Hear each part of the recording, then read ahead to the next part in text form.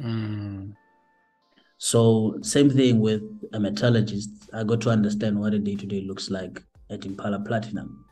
When you wake up in the morning, your shift starts at 6. When you get there, this is what you're going to be monitoring. This is your control room. These are the things you're going to be monitoring. This is what you're going to be doing. So that's a typical. So I get to understand, is this what I want? Yeah. Even though I'm studying metallurgy, is this what I want? Then you realize, no, I don't want to be at a plant looking at checking flow rates and understanding the temperature. No, I want to talk about business. I want to see, okay, a company is not making profit. How can we improve that? That's what I want to know. So my interest has always been about business more than it was about checking the flow rate of whatever. Yeah.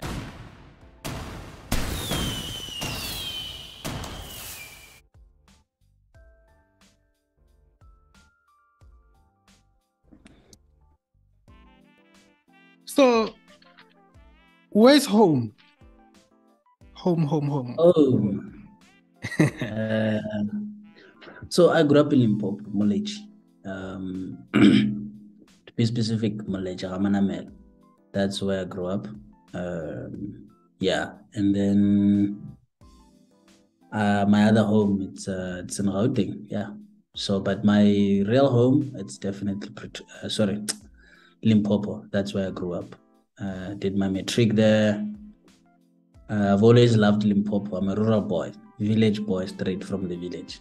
Yeah. I had an opportunity to be based in Pretoria and go to high school here, but it was never my. Yeah, I loved Limpopo, so that's home for me. Yeah. So, you're at Limpopo, Ramalechi, Ramanamela. How did you Yeah. then decide to be like, I'm going to study Bachelor of Science in Engineering in Metallurgy and Materials at Wits? Yeah. Look, before you can have anything in life, you need to be ambitious, right? It starts with ambition. It starts with desire. You need to.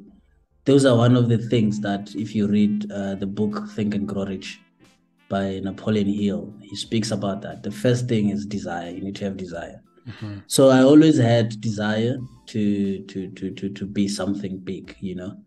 What I wanted to be at first was a doctor. Interesting story. So my whole life I wanted to be a doctor, an orthopedic surgeon. So Gaspedi were Dr. Marab, So where I basically operate people, whether you had an accident, whatever, that would be me. When I was doing my grade 10 and grade 11, no, so when I was doing my grade 11, there was this English teacher who would visit us in my school. When he comes there, I liked him, he liked me. We spoke about, he asked me, what do you want to become? I said, I want to be a doctor. He said, what do you want to become? I said, a surgeon, an orthopedic surgeon. He said, oh, interestingly, I know an orthopedic surgeon. I actually used to, I had an accident and he operated me. Would you like to speak with him just to learn more what that is? I said, definitely. He hooked me up. That was in grade 11. I went to see that guy, interviewed him. The guy was even saying, why are you not recording this? How are you going to remember these answers? Then I started recording with my small Nokia there. Yeah, I was in Polokwane. Then I recorded the name of the guy was Dr. Khanaka. He's an amazing guy.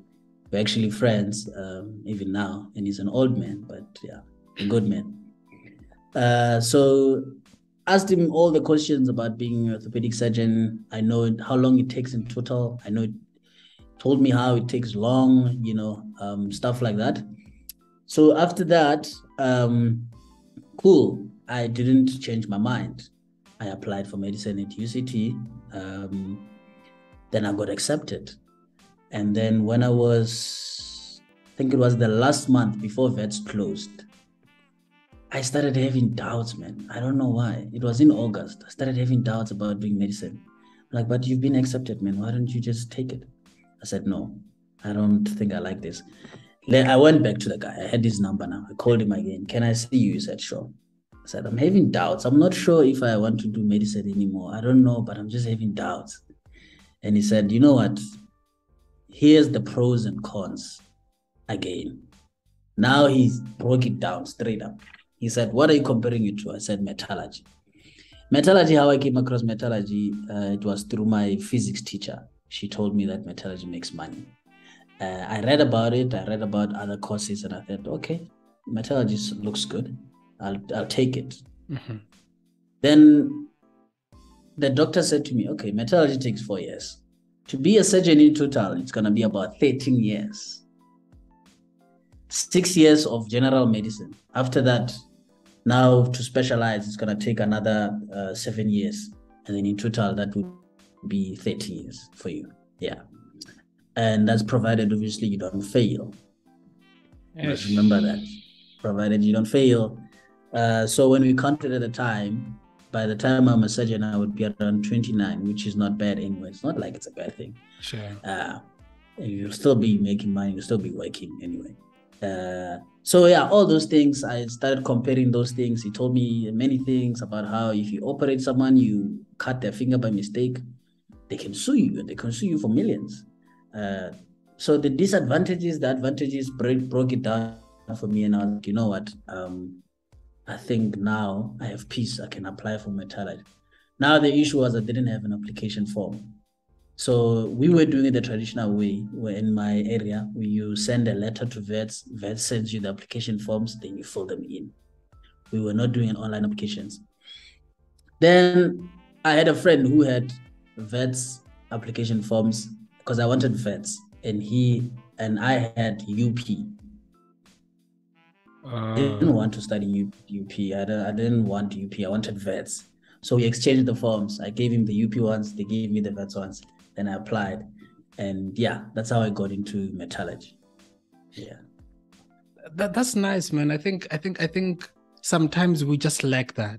We just like having someone who can just guide us and be like, okay, this is what you want to do. Okay, this is what I'm doing and stuff like that. Like, especially our backgrounds, man, especially as Black people, we lack that a lot. You know? Yes, absolutely.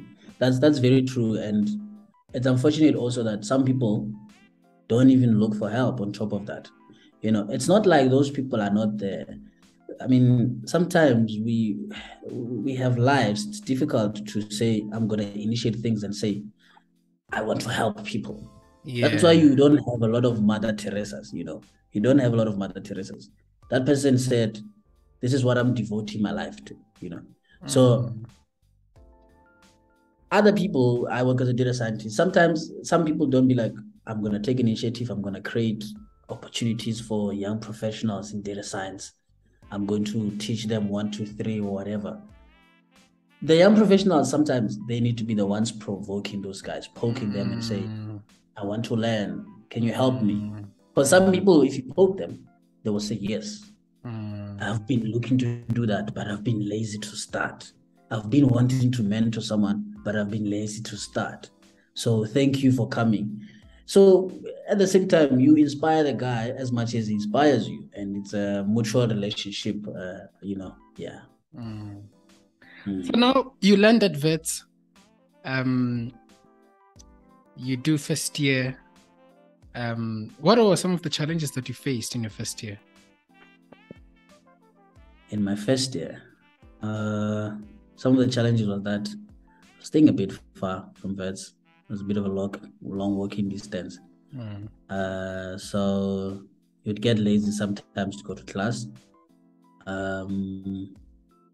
Yeah, and obviously some of the challenges would be food. Let's say you don't have enough pocket money. Now you think about, I should have cooked, or I should have, you know, like such things. Obviously food is very important for energy. Yeah.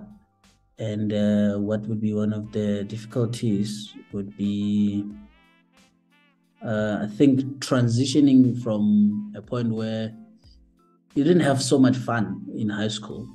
I was always that guy who was very focused, always that guy who was studying. I was never partying like ever in high school.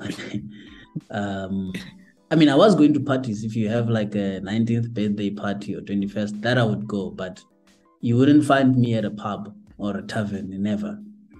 So you come to university and then you see people are chilling at library lawns. It's all looking nice.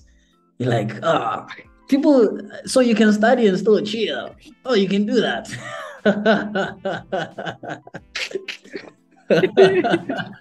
Okay, this looks nice, and you see people, lovers, they're cuddling there at the lawns.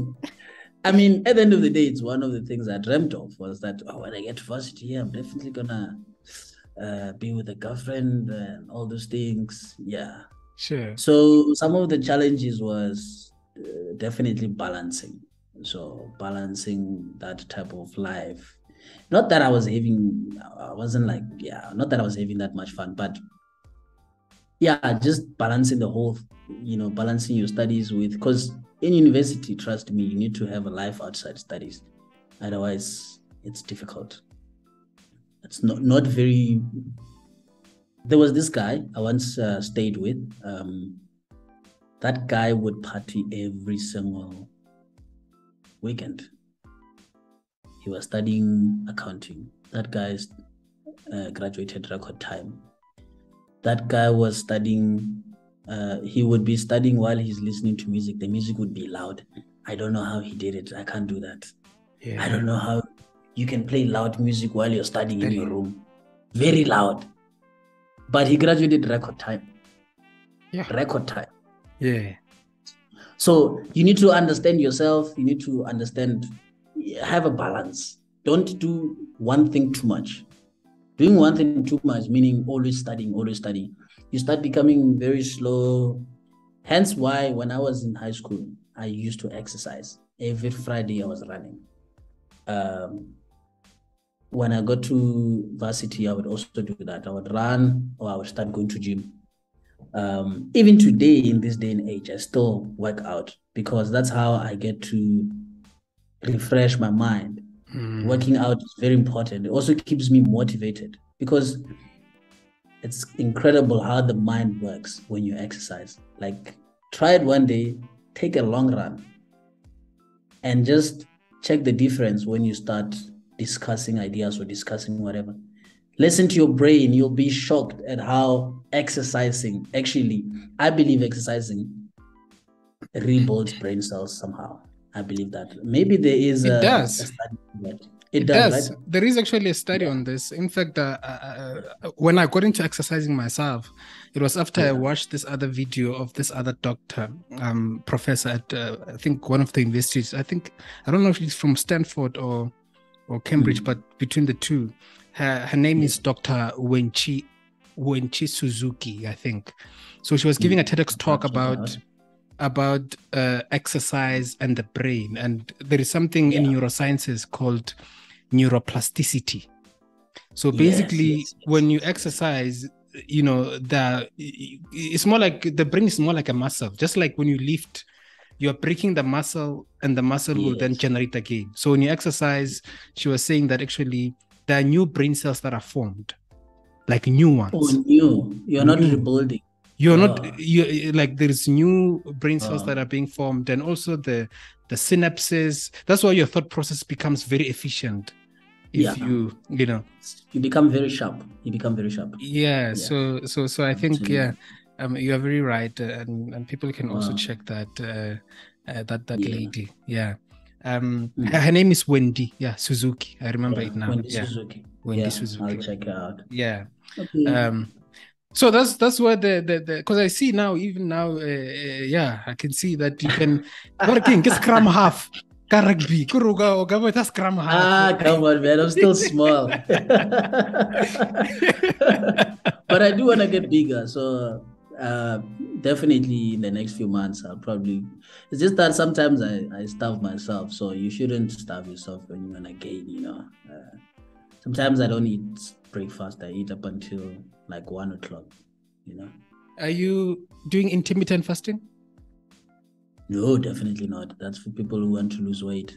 For mine, it's unconscious. It's like I just wake up one day and I just focus on other things and then I forget to eat. Yeah, I'm like that as well, man. Yeah. Yeah, sometimes you forget to eat, man. So now you're doing metallurgy. Did you have an idea? Obviously, before you read about it, this is metallurgy and everything like that, and now you're doing metallurgy. Did it meet your expectations? Yeah, I would say yes. It did. It did meet my expectations. Because even when I went to, the good thing is they also took, when I was doing my second year, they also took us to like these companies. You can see what it looks like when you're working at Impala Platinum, for example. We went to Impala Platinum in Northwest. You can see what it looks like if you're working there. And I think a lot of lecturers, they must initiate that. Students will pay. Tell them a bus fare, it's 100 rand, whatever. Students will pay. That's what students want. Take them there. Let them learn let them see it. Don't just bring companies to Wits and say we have a career day. No. Let them go straight to the company at Impala Platinum. Let them see what a plant physically looks like. Let them see how a day-to-day looks like for a metallurgist. And this is one of the things that I would say your graduates, when they look for companies, when they are having interviews, one of the tips or one of the most important questions they should ask is that what is a day-to-day looking like for a data scientist at this company? So same thing with a metallurgist. I got to understand what a day-to-day looks like at Impala Platinum. When you wake up in the morning, your shift starts at 6. When you get there, this is what you're going to be monitoring. This is your control room. These are the things you're going to be monitoring. This is what you're going to be doing. So that's a typical... So I get to understand, is this what I want? Yeah. Even though I'm studying metallurgy, is this what I want? Then you realize, no, I don't want to be at a plant looking at checking flow rates and understanding the temperature. No, I want to talk about business. I want to see, okay, a company is not making profit. How can we improve that? That's what I want to know. So my interest has always been about business more than it was about checking the flow rate of whatever. Yeah. So no wonder you knew quite early on that I don't wanna be a metallurgist. Yes. No, I knew quite early. Also because I've always been a person who reads books. So I was always reading books, watching videos on YouTube about business and watching motivational speakers speak. And the one thing they will always emphasize is how you must be different. You must always look outside the box. And if you want to be different, you can't be, if you want to be a different graduate, a unique graduate, a unique metallurgist, you don't want to be someone, I just know that I've always been a focused student. This is all I know. Yeah. No, you want to say, I have got good networking skills. I learned networking skills when I was in university. Because I was networking, I was attending seminars. Yeah. Free seminars. I'm talking about things that are free. Yeah. Use my own money and I go into a taxi, I go to Santon Convention Center. There's a Leader X seminar there. When you get to Leader X, there's so many companies. There's people from MTN, they are talking. There's people from APSA, there's people from different companies. And then you network and you take numbers, you exchange numbers. I've got so many business cards. And I got all of them when I was a student. So you want to be a different graduate, You want to be a graduate who has skills that are outside your academics. Wow. So that gives you definitely a competitive advantage. Because you see things differently, obviously. Yeah. And even when you get into the business sector or a business environment, you will see things differently. They'll say, this guy has so much energy. This guy just gels with people. Yeah. But they don't know you gel with those people because you've been exercising that. For some people it's natural, yes. But for some people, you need to work on it. And the best way is by doing exactly that, networking, and so on. Yeah. Wow, man, what you've just said now is like, it's the holy grail, bro. Because like we do not get instilled with that as student. I think students, what they think about is just to study and pass. That's their main focus. Just want to graduate. And then they miss out on all these other things. And you find that now you're a graduate, but you don't have this other soft skills that are needed in corporate. No. Yeah. And one of the things I also want to say about students is, you can do internships every year, Ben. Students can actually go and do internships every year from their first year. And how long does an internship? Internship can be any length. It can be 2 months, can be a month. Oh, aren't those like vocational vacation? Yeah, they are vacations. So maybe I should say vacations then. Yes, vocational work. Students should try and do vocational work at companies. That also, when you graduate, you already have so much experience. People are like, this guy has already worked at Discovery, worked at Deloitte, worked at what. The companies are looking for that.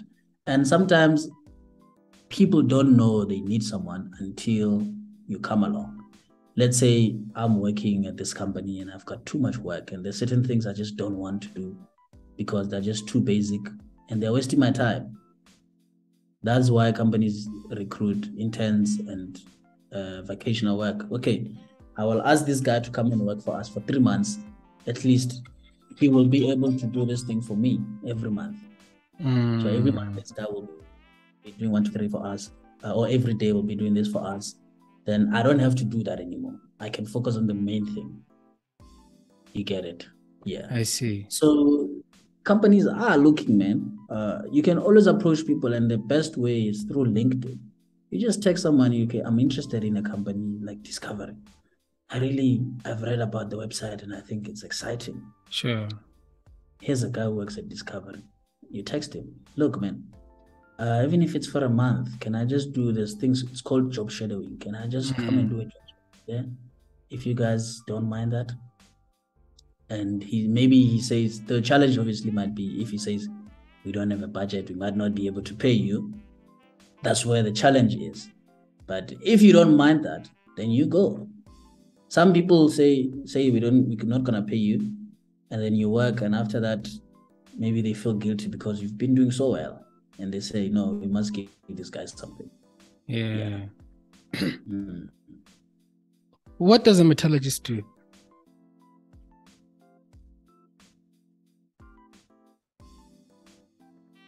I can't hear you anymore. Okay. Can you hear me now? I can hear you now. Yeah, I can hear you. Yeah. What does a metallurgist do? Ooh, a metallurgist. Yeah. So in simple terms, metallurgy is a study of metals and materials, right? So a metallurgist can work at companies. Mostly they can work in mining companies, steel companies. They can also work at Eskom. Yeah. So meaning companies that generate electricity. So let's say you're working in a mining industry. If you're working in a mining industry, this is how it works. The flow is that there will be a geologist who identifies. So I'm starting it from scratch how mining works. There will be a geologist. A geologist is going to identify that there's a gold ore here. There's an ore of gold here, right? That ore, after identifying that, they need to call on mining engineers now. So mining engineers are going to be the ones that says, okay, we can mine it. This is how we're going to mine it and whatnot, right? After that, after it being mined, it's going to come as a rock. Gold is not, when you mine it, it doesn't just come as gold as it is. It's in a rock, in the form of a rock. Doesn't come in the form of a Rolex. Yeah, it's just not going to just come in the form of a Rolex. It has to be extracted. You know? So it's in the form of a rock. A metallurgist has to extract gold from that rock. Oh, I see. I see. That's what a metallurgist will do. So a metallurgist is going to create a process. So we call it hydrometallurgy. They're going to create a process. They're going to have liquid cyanide. It must be at what temperature. They're going to have all those things. So there's going to be basically, think of a basin, but a huge amount of basin, right? That basin has liquid cyanide and has other, what do we call this? Chemicals at whatever temperature. You're going to take rock. That rock, you're going to throw it in there. When you throw it in there, it's going to melt. You would have created the density. As a metallurgist, you know that the liquid must be at this density. Yeah. The temperature must be at this level. Yeah. In order to extract that gold. Then once it melts, the gold comes up, it melts, it comes up into up at the top of the liquid. And then you do what? You scoop it out. Then that's how you extract gold. That's the theory that I know. I was watching this documentary on the Zamazamas. The Zamazamas, these guys who go to mines that have closed, and they actually go there and they cultivate the gold using, isn't that same sort of kind of logical? Yeah, it is. Like processes are different. Obviously, for metallurgists, that's an advanced process because you're at an advanced level. For them, it's they know the physics. They know. Yeah, I guess they already know that this is how we can do it. So and they probably also have. You need to have those chemicals. Whatever those chemicals they're using, they need to have them. So it's pretty much something like that. Yeah. Something similarly. Now I see where you guys come in. So you guys are actually at the back end of the mining process, basically. Yeah. The metallurgist. Yes. So after that, after you mine the gold, who would you give it to? I was just trying to understand who you would give it to that would then sell it. Yeah, because I like thinking of process flows. I like doing the flow so you understand how each field fits into each other. And then this is just you thinking like an engineer, I like it. I guess. Yeah. No, that's dope. Bursaries. Oh, bursaries are many. Bursaries are many. For mining, there's many bursaries. Like I said, you can also work at Eskom. I have a friend, for example, who once worked at Eskom. He got a bursary there, and then after that, he graduated. He worked there for 3 years, and then he left. So you can also. I'm just not very much hooked up on which sides or you can find more bursaries, but they are there for engineering as well, definitely. Yeah, and obviously the companies that absorb metallurgists like your Escoms, your mining companies, and I suppose. Yeah, the challenge though is that if you want the best companies, they're probably gonna look at your marks and all those things. So you need to be doing well. But if you're not doing well, there's still hope. You can. I'm sure most students they're definitely more MQA. I used MQA because I wasn't doing Mining Qualifications Authority. Oh, that bursary. Oh, okay. Yeah. I used that. And it was good enough, So, yeah. And how did you pass this course, man? Because courses can be real. Eh? Look, there's different types of people. You need to understand yourself. So there are people, I know somebody who was not attending classes. When you go to class, and he takes a textbook and he's studying. Yeah. Immediately. See, he was teaching himself those things. And this guy would take distinctions. I'm not telling you about someone who's he would take distinctions, you see. So understand yourself. Do you get bored when you're attending classes and you feel like, because the problem with classes is after you attend them, you still have to go and study. So is it working for you? If it's working for you, then you need to learn how to manage your time. So for me, I think to pass, the most important thing is managing your time. Sure. So after you attend your classes, okay, you go eat. After that, so I always had a thing, a sort of a program, always, all the way from high school. Yeah. After I attend classes, I know I'm tired. If it's around 5, 6, I sleep. Then I would wake up at a certain time. Then I start studying until late. So you need to have a structure. You need to have a program. What times work best for you? Are you able to study well during the night or during the day? If you study well during the night, then after you come back from class and you feel tired and you can sleep during the day, rest during the day. So by 7 o'clock, you are sitting in the library and it's working perfect for you. And I was lazy also to study when I was in my room. I needed pressure. To study in my room, I needed pressure. But the best way would be going to the library. So going to the library was working for me. Yeah. Oh, yeah. So for someone who's doing, let's say, metallurgy and chemical, are you guys doing the same? What's the difference between the two? It's not huge. The difference starts from second year. We start doing certain courses like the lab. If you're going into the lab, you'll be doing different things now, you know. But first year, same maths, everything same. Second year, we still do the same similar courses until we finish. There will be courses that we're gonna attend together until we graduate. So it's very much linked. That's why you can have chemical engineers working as metallurgists, and at certain areas, metallurgists working as chemical engineers, you know, depending on the industry. What's the difference between the two? A chemical engineer and a metallurgist, what would be the difference that they do? So metallurgists are more specialists in metals. Like chemical engineer, for example, cannot perform failure analysis. So let's say there was a helicopter or an airplane that fell down here. As a metallurgist, you want to take the debris. So the debris is whatever that broke, the material of that airplane. Sure. You want to go and analyze it. You want to go and understand. Was it too soft? Was it about to break? So you want to do a failure analysis on that.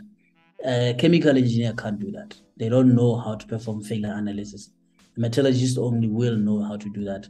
They know that the material, they will understand the corrosion level of it. They will understand, if I just forgot those things, but they will perform some sort of hardness testing, what testing to understand if this thing was, about to break or not. But with chemical engineers, we've been told they can make bombs. They work mostly with chemicals. They make plastics. They can work at an oil company, so they can work with petroleum engineers as well. A chemical engineer can also work at a chemical plant. I'm not necessarily telling you exactly what they do. I'm rather telling you what field they can work in. I forgot what exactly I would say they do, but like I said, they're not far different from metallurgists. Yeah, it's just that metallurgists are more expertise in metals. Yeah, I see. More expertise in metals. I can work at a steel company. I can work at they want at a steel company, they won't know, so you see when you're building a stadium, for example, a metallurgist knows that hole that's going through Moses Mabhida like that, what hardness level is it supposed to be? Wow. The hardness level of that. So they also will be working with mechanical engineers there, because mechanical engineers also know about metals and the hardness of it. Sure. So it needs to be at a certain hardness level. It needs to be able to withstand corrosion. When it's raining, it shouldn't be rusting. It shouldn't be getting too loose. And then, because the moment it starts rusting, that's how it reaches a breaking point. So we need to know that what chemicals can we apply on that metal in order for it to not corrode. what paint should we apply on it as well? And when we apply it, it's going to last how long? 10 years? If it lasts 10 years, okay, when are we going to replace it? We're going to most likely going to replace it for 10 years. Okay, fine. We can do that. Yeah.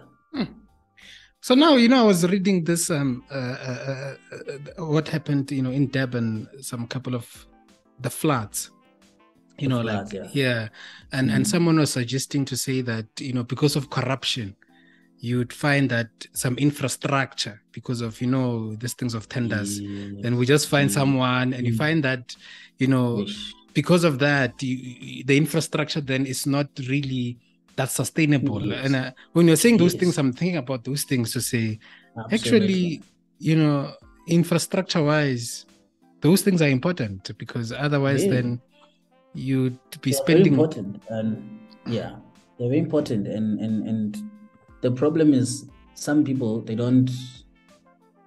people work in different ways. So the tenders, obviously, they don't want the best. If you have a tender, you don't want the best material because you want to keep making money. You want to keep replacing that thing. So every time they give you money, when instead of buying the quality, you buy a cheaper one. And you keep getting whatever. Yeah.